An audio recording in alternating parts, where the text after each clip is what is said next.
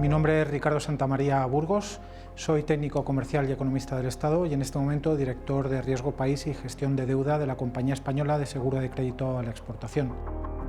Soy Gonzalo de Cadena Santiago, soy el responsable de análisis económico y financiero de Mapfre Economics. Soy Pedro Antonio Merino, director de estudio de Repsol, soy técnico comercial y economista del Estado y desde hace 20 años me dedico a analizar los mercados energéticos, los mercados económicos y también los mercados financieros.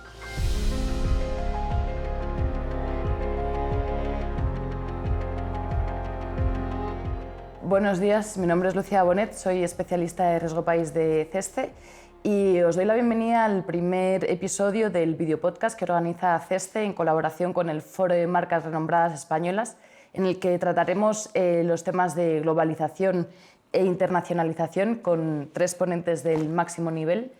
Buenos días. Muy buenos días. Buenos días.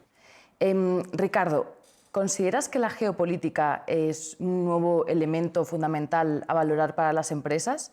Y desde CESCE, ¿cuáles son los principales riesgos geopolíticos que identificáis en el panorama actual? Sin duda alguna, la geopolítica ha sido un elemento fundamental para las empresas que están inmersas en un proceso de internacionalización. Esto ha ocurrido siempre. Lo que ocurre ahora y es novedad es que está cambiando precisamente todo el marco de las relaciones internacionales y precisamente está habiendo una disrupción geopolítica donde pues los temas de la geopolítica pasan a dominar, a diferencia de estrictamente los temas relativos a la eficiencia económica por las relaciones económicas entre los mercados, ¿no? Y los países. Mapfre Economics se suma a la visión de consenso de una reestabilización económica global y de una leve y moderada normalización de esta situación en la que nos encontramos tanto a nivel financiero, económico y geopolítico global, toda vez que también manejamos un cuadro de riesgos que tiene diferentes dimensiones y plazos, riesgos de largo plazo, riesgos de corto plazo, y en términos de dimensiones financiero, económico y también de índole geopolítico y de gobernanza global. Entonces, no se puede analizar como compartimentos estancos un tipo de riesgos y los otros por la relación que tienen entre ellos. Los riesgos financieros son los conocidos por todo el mundo y los menciono porque tienen implicaciones geopolíticas. Más allá de problemas de gobernanza y de geopolítica global, que podemos entrar en ellos inmediatamente, nos enfrentamos a un mundo mucho más a que se le ha erosionado la renta, tiene unos niveles de deuda muy elevados, ha habido heridas de la crisis pasada relacionada con el COVID y eso nos lleva pues, a un contexto en el que la sociedad se encuentra ampliamente desgastada y es un caldo de cultivo muy propicio a la creación de populismos y sociedades, creo que técnicamente se llaman oclócratas, ¿no? Donde gobierna la masa a través de los canales políticos. En términos geopolíticos, para nosotros eso es una implicación muy relevante. Luego también nos enfrentamos a riesgos que tenemos que computar relacionados con, evidentemente, en largo plazo, con el cambio climático, con la transición digital, con la transición energética. Si bien es cierto que para evitar riesgos mayores en largo plazo es necesario acometerlos, nosotros como aseguradora y como empresa que tiene ambiciones en el largo plazo nos inquieta mucho lo que llamamos los riesgos de transición. Los 3 riesgos de transición tienen un componente geopolítico que también tenemos que considerar y monitorizar, porque no podemos olvidar que al final esta adaptación a todas las nuevas tendencias seculares que estamos viendo suelen estar costeadas fundamentalmente por los más desfavorecidos. La transición energética y el cambio climático lo van a soportar fundamentalmente sociedades en el menor de los deciles de la renta, sociedades más expuestas a las zonas que están asumiendo mayor riesgo. Pedro Antonio, ¿cómo ha cambiado el mapa energético tras la invasión de Ucrania por parte de Rusia? Y a ver si puedes valorar a quién beneficia y a quién perjudica este nuevo mapa energético. Bueno, muchas gracias por la invitación al podcast. Es un placer compartir con semejantes autoridades como Ricardo y Gonzalo. Y bueno, el tema de la energía, como tú dices, la geopolítica siempre ha existido, que básicamente es el sector que está más dependiente de un número de países y más internacionalizado históricamente, pues es el petróleo. Antes había una energía basada en el carbón y esa energía no tenía tantos componentes porque normalmente había carbón en los sitios donde se consumía. Entonces, el principal cambio de la geopolítica fue que los barcos fueran a petróleo y automáticamente apareció Oriente Medio, que eran colonias británicas. Cuando Rusia, después del 99 y de la caída, empieza a cambiar, digamos, su política de apertura, pues se produce otra revolución, que es que parecía que el nuevo petróleo iba a venir de Rusia, y vino mucho petróleo, y Rusia tuvo una importancia, pero sin embargo no lo mirábamos como un problema geopolítico, lo mirábamos como hay más, ¿no? Hay más energía, podemos disponer de más energía, podemos disponer de más petróleo, y se vio en positivo. Es decir, la entrada de Rusia lo que facilitó es que no se disparasen los precios del crudo. Cuando uno lo mira históricamente, el crudo es terriblemente volátil, el precio, y normalmente tiene que haber eventos que se repitan un poco lo que hablaba de cisnes negros, para que los precios del crudo permanezcan muy altos, del petróleo, ¿no? Claro, cuando uno intenta comparar la crisis de Ucrania y que hayamos visto los precios durante un tiempo, unos meses, en 130, pues tiene que pensar que se multiplicó por 4 en el año 1974, cuando se introdujo, digamos, por parte de la creación de la OPEP, una subida de los precios, digamos, oficiales, pero que pensemos que es que hubo otra crisis en el 79-80, cayó el Shah, Irán dejó de producir, hubo otra crisis también entre Irak e Irán, y al mismo tiempo Arabia Saudí era el clave. Todo esto lo que quiere decir es que para que estén hacia arriba siempre los precios tiene que haber una serie de cuestiones. ¿Qué es lo que ha cambiado en la guerra de Ucrania? Pues yo creo que todos tenemos claro que Rusia pasa de ser un contribuidor nato a la energía a ser geopolíticamente importante en limitar la capacidad de Rusia. Y yo creo que, volviendo un poco al tema más puramente geopolítico, resulta prácticamente imposible no aludir al conflicto entre China y Estados Unidos, ¿no? Es verdad que fue Trump quien pareció comenzar o poner el foco con la guerra comercial en el año 2018, pero desde la guerra de Ucrania, donde cada uno ha tomado, digamos, una posición, se han agravado mucho estas diferencias, ¿no? Ricardo, ¿vosotros qué valoración hacéis de este conflicto? ¿Creéis que realmente se trata de una Guerra Fría 2.0 o que el nivel de interrelación de las economías hace imposible que veamos un conflicto similar al de la URSS versus Estados Unidos en los años 80? Bueno, yo lo que insistiría fundamentalmente al principio es en una idea, y es que la crisis de Ucrania es un elemento que permite transparentar o sacar a la luz una competencia que ya venía arrastrándose desde tiempo anterior, y fundamentalmente desde la crisis financiera del año 2008-2009, ¿no? Que es un poco el momento en el que el mundo cobra conciencia acerca de la distinta distribución de las ganancias de la globalización y del crecimiento del comercio internacional, ¿no? La teoría económica siempre había apostado por el comercio internacional como motor de crecimiento y como incremento del bienestar a escala global. Pero lo que pone de manifiesto ese ascenso pacífico de China, que es el que más provecho saca de la liberalización comercial, es precisamente que las ganancias de ese comercio internacional no se distribuyen de forma simétrica entre los distintos mercados, ¿no? Y eso lo que muchos observan que produce es en concreto un empobrecimiento de las clases medias de las economías más maduras, ¿no? Se empieza a producir una disociación de la productividad marginal de los salarios, lo que también viene favorecido por la digitalización como proceso disruptivo, y todo eso lo que acaba concretándose básicamente es en una polarización política de las sociedades occidentales, donde van desapareciendo las clases medias y va desapareciendo una industria, la más estandarizada, aquella que se va concentrando fundamentalmente en el sudeste asiático, ¿no? Y esto, desde un principio, es observado por las economías maduras con una necesidad de reacción y de respuesta. Y es a partir de ese momento donde en Estados Unidos se diseña claramente una política de contención. Una política de contención a China que, en el fondo, no ha cambiado, pero sí en la forma. Y es ahí donde Trump ha tenido un papel fundamental, ¿no? Entonces, lo que hace la crisis de Ucrania básicamente es materializar, cristalizar la existencia de estos bloques, hoy por hoy, entre los países que se asocian claramente con la posición occidental y los que, de alguna forma, vienen más alineados con la posición de China.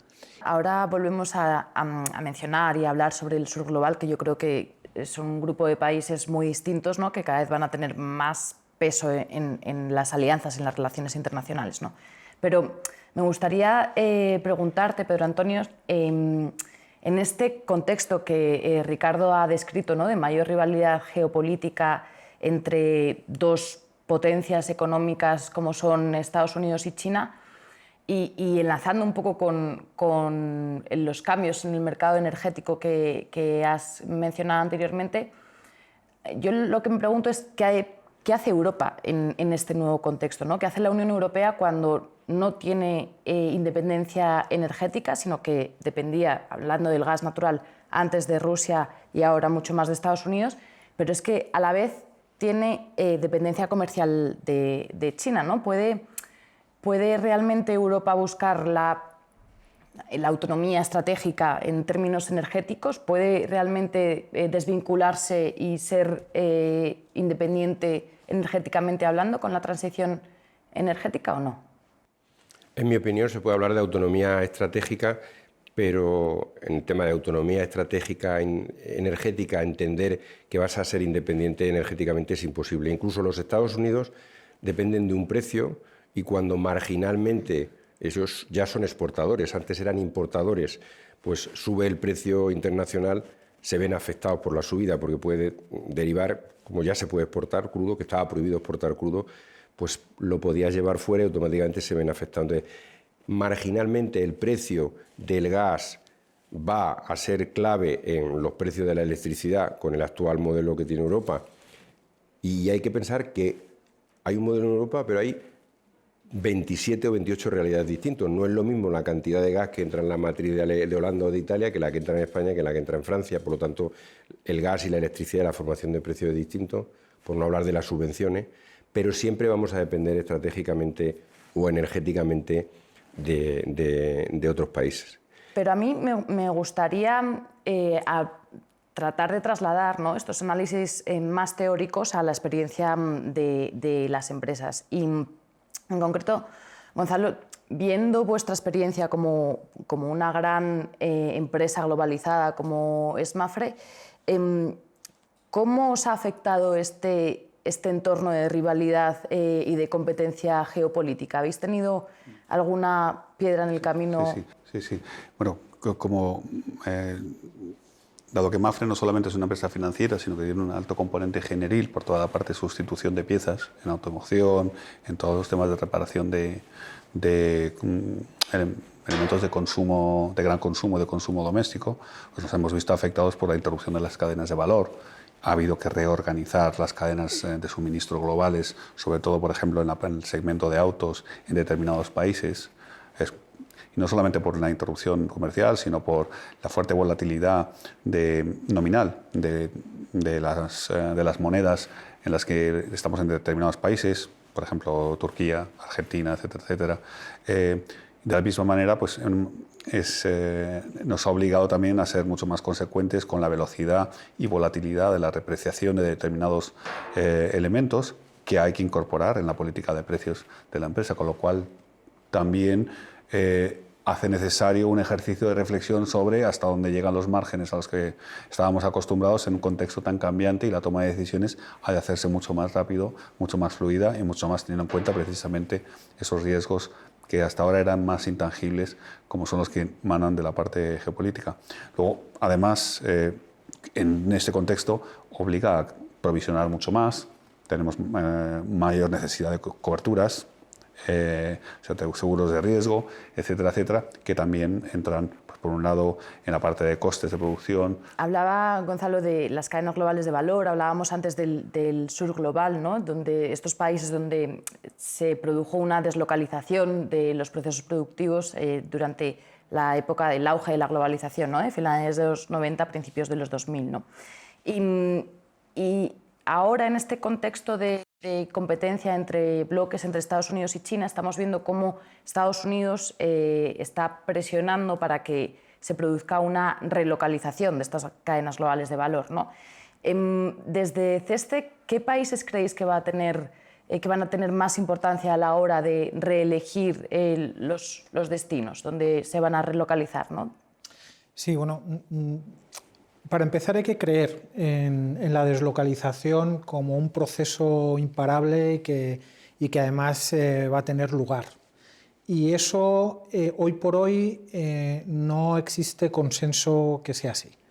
Es más, yo diría que lo que hay ahora mismo es cierta controversia, hay una cierta controversia respecto a esa deslocalización y acortamiento de las cadenas de valor. Hay quien defiende que se está produciendo ya, hay quien defiende que hay una afectación clara en los flujos comerciales, fruto de este incremento del proteccionismo al que nos habíamos referido antes, fruto de los riesgos que se multiplican en algunas economías emergentes por el altísimo endeudamiento que han alcanzado y los riesgos de sostenibilidad, o por riesgos geopolíticos en el caso de determinados países, fundamentalmente China.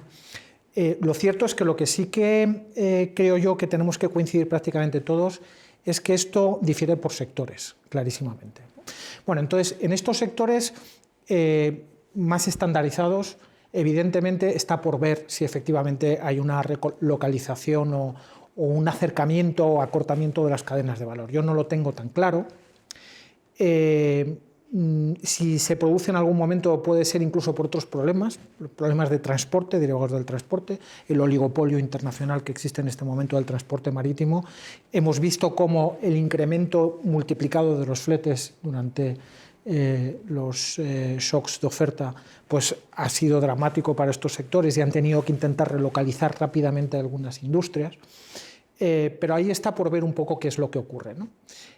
A día de hoy, muchos dicen que hay desglobalización porque el crecimiento del comercio ya es inferior al crecimiento mundial o porque la participación del comercio en términos del Producto Interior Bruto mundial ha disminuido en los últimos años.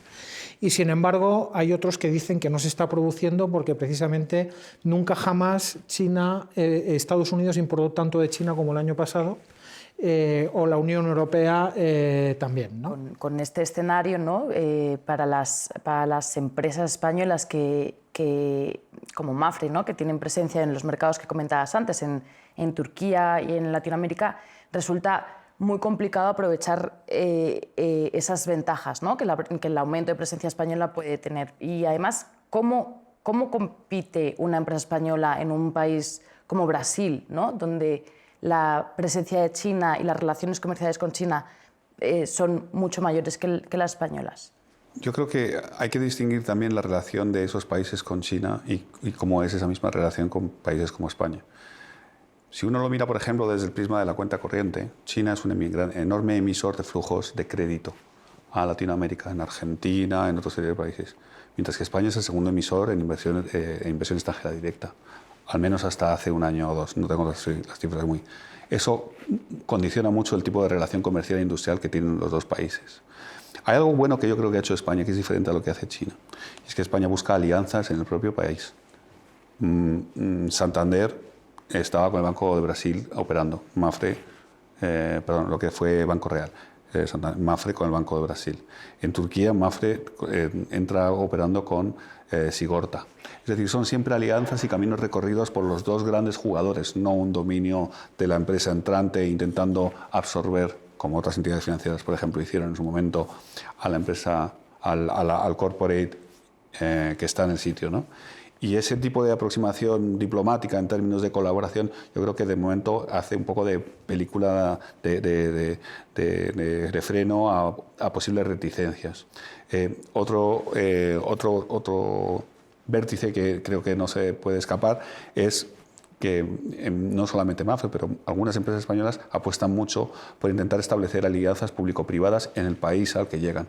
Y eso también es muy relevante porque da mucho calado a la relación comercial, por lo menos desde el punto de vista de la inversión que se quiere hacer en el país. Desde el punto de vista financiero, claro. Y desde el punto de vista energético, ¿cómo puede la Unión Europea y en concreto España analizar y gestionar las dependencias que ya hemos comentado, ¿no? Que resulta prácticamente imposible ser independiente energéticamente, pero ¿cómo podemos minimizar esos riesgos de que la dependencia se convierta en una vulnerabilidad? Bueno, ahora en política de gas hay un acuerdo para que se haga un pool, digamos, de demandantes de gas y se salga a comprar gas, en el sentido de que bueno, pues tenemos mucho mercado detrás, vamos a comprar mucho, pues negociemos conjuntamente.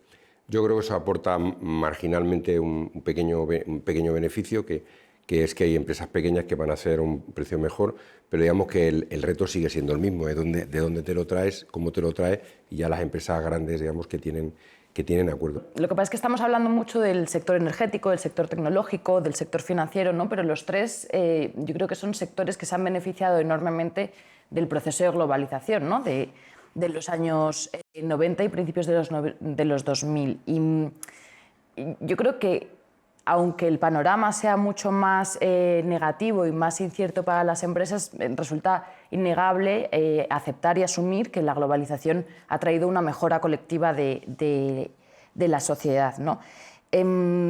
Yo me gustaría terminar, ¿no?, con una serie de consejos que, Ricardo, le puedes dar a las empresas acerca de cómo gestionar ese proceso de internacionalización y de qué forma CESTE puede ayudarles en este proceso. Yo diría que fundamentalmente lo que les recomendamos a las empresas españolas en CESTE cuando se internacionalizan es que recurran a CESTE para su internacionalización, porque precisamente lo que hacemos es cubrir los riesgos de la internacionalización de las empresas, y lo hacemos por cuenta del Estado.